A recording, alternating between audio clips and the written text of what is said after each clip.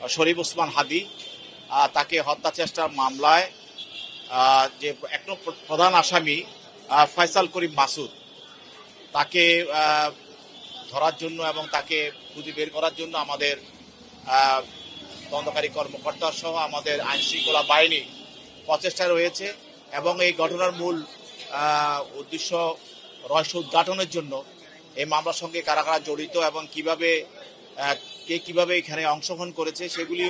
সেগুলিকে বের করার জন্য তদন্তকারী কর্মকর্তা এবং আমাদের আইন শৃঙ্খলা বাহিনী তাদের সর্বশক্তি দিয়ে তারা কাজ করছে। এর মধ্যে এই তদন্তের মাঝে তার পিতা হুমায়ুন কবির এবং তার মা হাসি বেগমকে গ্রেপ্তার করা হয়েছে এবং তাদের ঘটনা সম্বন্ধে তারা গুরুত্বপূর্ণ তথ্য তাদেরও কাছে তারা অবগত আছে এবং সিসিটিভি ফুটেজ পর্যালোচনায় তাদেরকে এই ঘটনার সঙ্গে বিষয়ে তারা যে অবগত সেটা পাওয়া গেছে এবং এর আরেকজন ব্যক্তি যাকে পাওয়া গেছে সে হলো নুরুজ্জামান নোমানি ওরফে উজ্জ্বল। তাকে তদন্তকারী কর্মকর্তা গ্রেপ্তার করে আজকে বিজ্ঞ আদালতে 7 দিনের রিমান্ড প্রার্থনা করে উপস্থাপন করা হয়েছে। তার বিরুদ্ধে অভিযোগ হলো যে প্রধান আসামি ফয়সাল করিম মাসুদ, সে হত্যা ঘটিয়ে যার পরবর্তীতে সে তার বোনের বাড়ি সে আশ্রয় নিয়েছিল,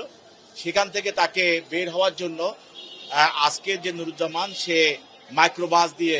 সহযোগিতা করেছিল এবং সে তার এই মাইক্রোবাস আজকে আদালতে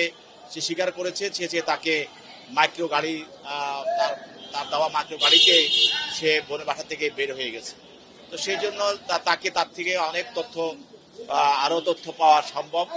এবং আরো ঘটনা তার থেকে বের করা সম্ভব। সেই জন্য তার বিরুদ্ধে 7 দিনের রিমান্ড প্রার্থনা করা হয়েছে। বিজ্ঞ আদালত সেও আদালতে বক্তব্য দিয়েছে, তার বক্তব্য শুনে এবং নথি পর্যালোচনা করে এবং দরখাস্ত পর্যালোচনা করে তার বিরুদ্ধে 3 দিনের রিমান্ড মঞ্জুর করে তাকে তাকে তদন্তকারী কর্মকর্তার হাতে সোপর্দ করেছেন। এছাড়াও তার ফয়সাল 1 নম্বর আসামি অর্থাৎ হত্যা প্রচেষ্টাকারী